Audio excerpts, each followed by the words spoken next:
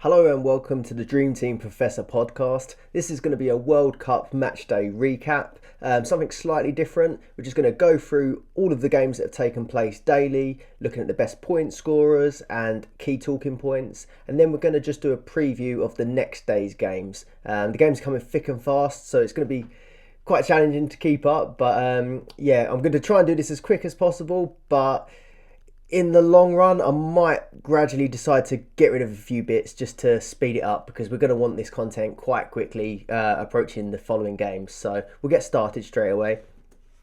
So the first game kicked off with Qatar versus Ecuador, and this was a 2-0 win to Ecuador. Enner Valencia, that used to play for West Ham, he could have easily had a hat-trick in this one, but came away with 2 goals. One was disallowed by a VAR, but he had a really good game. Did look like he picked up some sort of knock, but he did carry on for quite a while after that, so he should be fine. We did see quite a lot of people do really well initially in the overall leaderboard by going with a full Ecuador block. It's a really brave tactic, but it paid off really well. So if you had a full Ecuador block at the back, you got 33 points, and if you had Enner Valencia as well, you got 51 points in total. I think I did see a couple teams that had Estrada as well up front, as well as the block and Valencia. So yeah, those people were flying. I think that was the guy that was at the top of the leaderboard for a little while. But Qatar overall were really, really poor. I did expect better, and I think it was the first time that the opening side lost. The team that opened the tournament lost, I think I read. But yeah, they were really bad, and I think they're definitely going to be a team to target going forward. So yeah, I'd start to look at getting either a Senegal defender, for example, if you play them, or even just anyone from Netherlands when they play that fixture against Qatar. I think they're going to be a team that's really going to get whooped in this tournament. So yeah, target Qatar I've put down in my notes. Enner Valencia was also on penalties, and he did look really good in that game. And then the only other note I put really down is that I had Estepinian in some of my teams who plays for Brighton. He got a 7 rating, got 8 points overall. And there was another defender that got an assist, and he looked pretty good. There was one that was taking quite a lot of free kicks in that game. But overall, you probably won't look to keep the Ecuador players in your team, but they did look impressive against Qatar. But I think everyone's going to look competitive against them. Then 6-2 to England, which was a really good result. Slap bang in the middle of the day though, so a lot of us ended up watching that one at work. Fair play if you managed to get to the pub. Saka got a brace in this game, and he was really good. He came away with star man, so he got 18 points in total. He looked really, really good. Rested, came off in the second half. I think it was for Rashford. There was quite a few changes that went on once England pulled away. But yeah, I think he probably could have got a hat-trick if he'd stayed on, but probably a good idea to rest some of these players. Harry Maguire, I was quite happy that he done well because I had tipped him and I put him in pretty much the majority of my teams actually. He was really dangerous from corners, and he hit the crossbar early on with a header.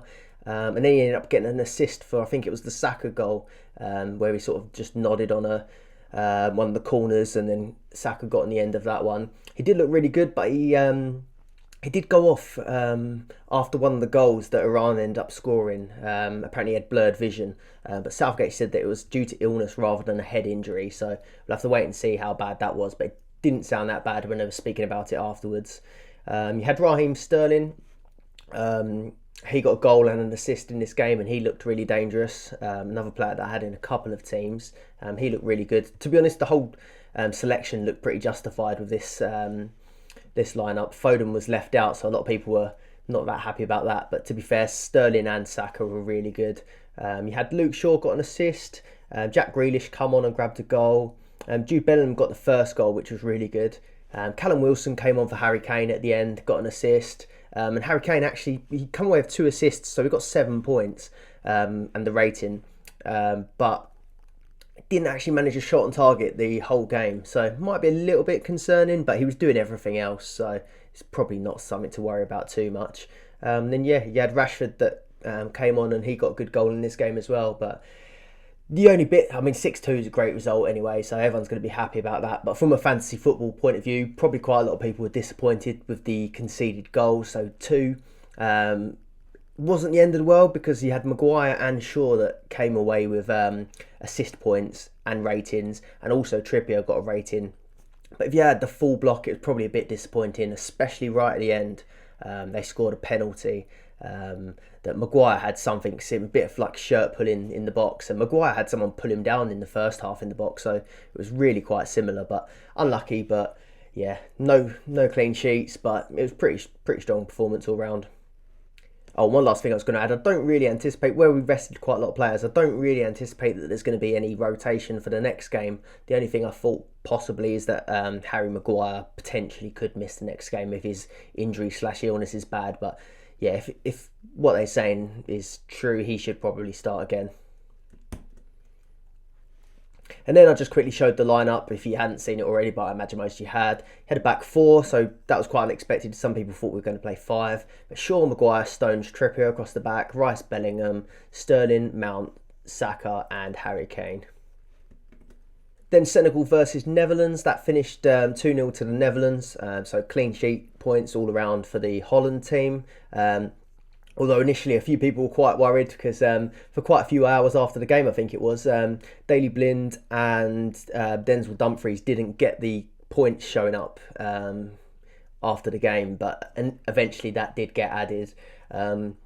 He had Nopper in goal for Holland, which a lot of people weren't quite sure who was going to get the start, but if he's going, well, he will be the goalkeeper now, and he's only 2 million, so that's a really good budget keeper now for quite a good side. So I think that's a really good person to look to bring in.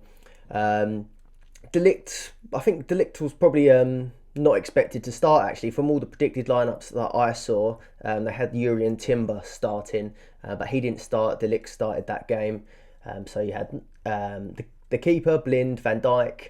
All got the +7 ratings. I've got Ake in my vlog team, but he didn't get a rating, got 6.8. And Dumfries probably unexpectedly only got a 6.4 rating, whereas he's quite attacking. Cody Gakpo, he's quite a popular pick I've seen. I think he's 4 million. He got a goal and a rating, and he looked quite good. But overall, I don't think that Holland were that as attacking as most people thought they would be.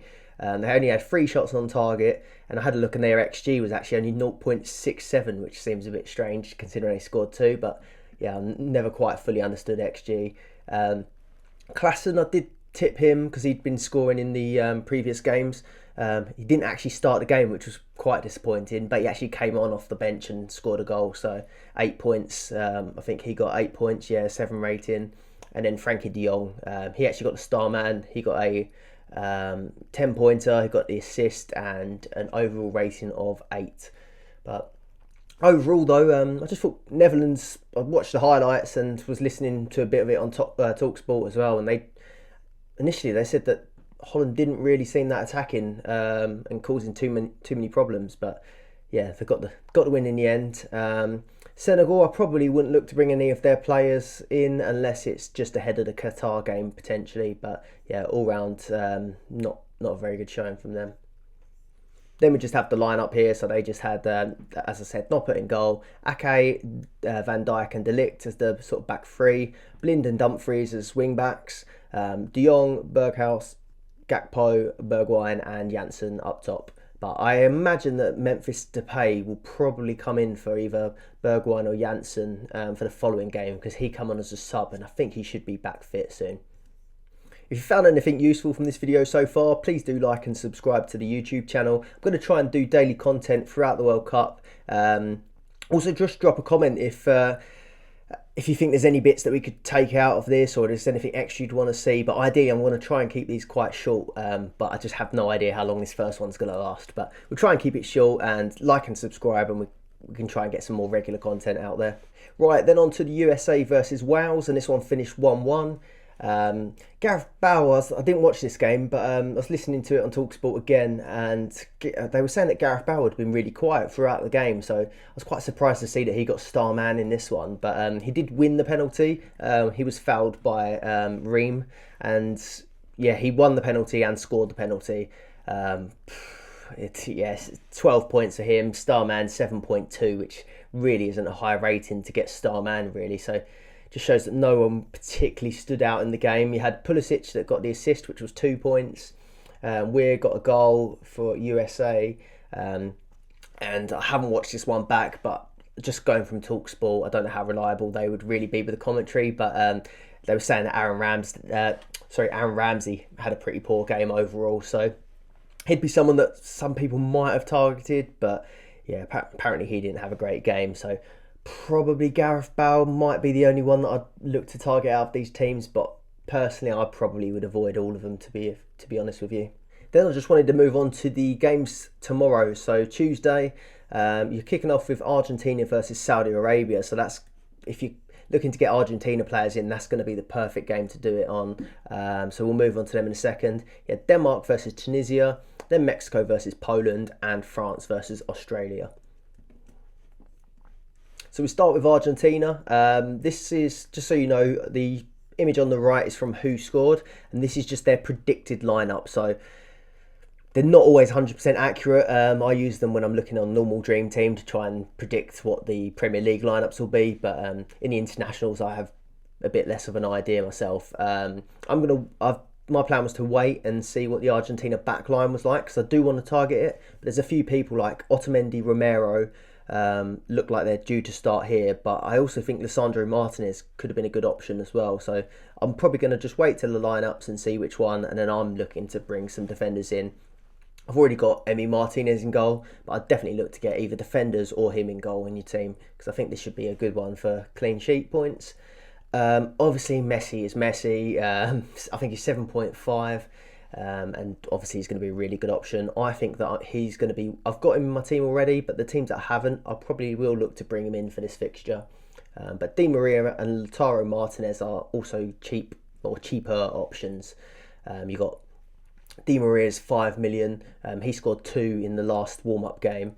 And then you have Martinez, who's 5.5. I've just put down that that 5.5 slot looks, if you can fit a 5.5 in your team, it could be quite handy, because I think Brazil's 2 strikers, I'm pretty sure Gabriel Jesus and Richarlison are both 5.5. So it could be that you put one of them in your team and then you rotate it for a Brazil player. Or I think Sterling might be 5.5, so you could rotate to him. It seems like it's quite a handy spot for not a full premium, but the sort of level below. So it could come in handy later on. Then I'm moving on to Denmark. Just so you know as well on this, I'm highlighting the team that I probably think is going to win or do the best out of the two. So Denmark, they're probably a dark horse in the tournament. They've had 2 recent wins against France, which was pretty impressive. Someone I actually wasn't that aware of myself, Skov Olsen. I see someone on Twitter recommended him to me, and then I'd seen quite a few people after that as well mention him in the FPL crowd and stuff like that on Twitter. But yeah, I had a look on Who Scored, and he's got quite a good goal and assist record. So he's got 5 goals and 3 assists in the 7 qualifiers for Denmark, and he's only 3 million. So he could be an option. You've got Myler at wing back, left wing back or left back, and he's quite a good attacking option. And then I've just highlighted Højbjerg and Eriksen, who most people will be familiar with. I just think they're slightly safer picks than going for Olsen, just because Højbjerg sort of plays 90 minutes every sort of game. And then Eriksen, obviously we know quite well, but he'll be on set pieces and has quite a good goal and assist threat. But actually Højbjerg, I know he's primarily more of a defensive-minded midfielder, but obviously this season he's been really chipping in with the goals and assists for Spurs. So I think he's a fairly good option if you're worried about them getting subbed off, for example, because that Skov Olsen, I was having a look, and although he's got a really good goal and assist record, he is someone that if they're looking to shake things up, he's one of the first to go when I was looking at the the subs that have taken place in some of their recent games. Then the Mexico-Poland game. I'm not actually very confident on what I expect the result to be in this one, actually. I'm not too sure what to expect from Mexico, to be honest. But Lewandowski is obviously the fairly obvious pick up front. Obviously been a great goal scorer throughout his career, but I highlighted Zielinski, who's 3.5 million in the midfield. He's having a good season for Napoli. He's got 6 goals and 7 assists so far, so he could be someone that's a bit cheaper to throw in there as an option. But like I said, I just don't know what to really expect from Poland and from Mexico. And then you've got Matty Cash, who now plays for Poland at right wing back. So we'll know him obviously from Aston Villa and playing in the Premier League. He's got good attacking threat, but he is 3 million. I'm not sure whether I think that's reasonably priced or not, but like I said, I don't know how likely Poland are to keep a clean sheet. I just had a little look on who scored, and they give you some stats on there as well. And Mexico have seen under 2.5 goals in their last 3 matches. So make of that what you will, but personally I wouldn't go for any of their defenders. Then France, Australia, I think this could be a really good one to target, both for clean sheets and goals.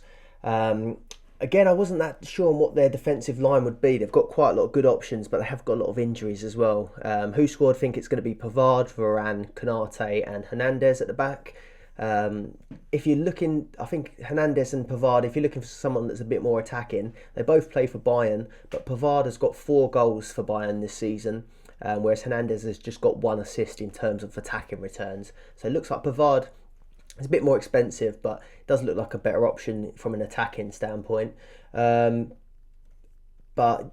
going forward, you've got Benzema, who's obviously out of the World Cup now, injured. So it's going to be probably Mbappe as the premium option. And I think I'm actually going to swap Harry Kane to Mbappe in one of my teams to target this fixture. And then Griezmann's also at that sort of 5.5 price point that I said about. So again, another one that's not a premium, but very dangerous at that 5.5. And then Olivier Giroud actually could be a bit of a budget pick, and as a replacement for Benzema could be a really good option. I don't think I'll go for him myself, but I'll wait and see how it goes. And he's always been a sort of big game player, so we'll see how he does in this one. Then I'm going to chuck just a team update in here as well. Again, if you think these videos should be a bit shorter and a bit more handy next time, and you'd just like us to get them out a bit quicker, I can leave this out. Just comment below whether you think you want the team update in there or not. I could do it on a separate video. But my vlog team, so overall this has got 30 points. It's actually one of my worst teams at the minute. It's always the way. But I've used no transfers in this one. I plan to use 2 tomorrow, and that's going to be Harry Kane up top, moving to Mbappe, I reckon, against Australia. And then I was planning to move Luke Shaw to an Argentina defender when I see the lineup, but after Maguire getting injured, and Shaw played pretty well as well, got an assist, but after Maguire getting injured, I think I might just be a bit more inclined to move Maguire to a Argentina defender and just keep Shaw just in case I need to make an extra transfer. But happy with it so far. So Martinez plays tomorrow. Obviously England, Trippier got 2, Maguire got 4, Ake got 5, Shaw got 4. Paqueta still to play, Perisic still to play, and Højbjerg plays tomorrow. Messi will play tomorrow. Harry Kane I'll move to Mbappe, and then Cody Gakpo got me 8 points as well. So not bad all round really. What's that sort of clean sheet, 2 assists and a goal and another 2 assists for Kane. So pretty good attacking returns, but a little bit behind still compared to some of the guys that went Netherlands block or Ecuador block. My best team actually currently is on 49 points, and that had a full Netherlands defence and Cody Gakpo and Harry Kane. So that was my better team at the minute. But happy to just stick with this, and I'm going to aim to rotate the premium strikers around. So Messi might move to Neymar the following day to target that Brazil fixture. But in defence, I'm happy to sort of keep with this Argentina, England, Netherlands lineup. And I'm just going to wait and see what happens with France, Germany, Spain and Brazil's defence. Because I'm just not 100% sure on the lineups at the minute. But obviously we'll get them ahead of the games, so I'll keep an eye on those. Right, that's it for today. So that's the first Dream Team Professor Daily World Cup update. Thanks for watching. And again, because it's the first one, I think this looks like it's about 20 minutes, but if you would rather I just cut the team updates out to trim it down to maybe sort of 15 minutes or anything like that, just let me know in the comments, because you guys are the ones that are watching it. So yeah, just let me know in the comments below. Please do like and subscribe, and you'll get these daily World Cup updates coming up. Hoping to just put either team updates, players to target and the top performers in there. But yeah, thanks for watching, and see you on the next one. Cheers.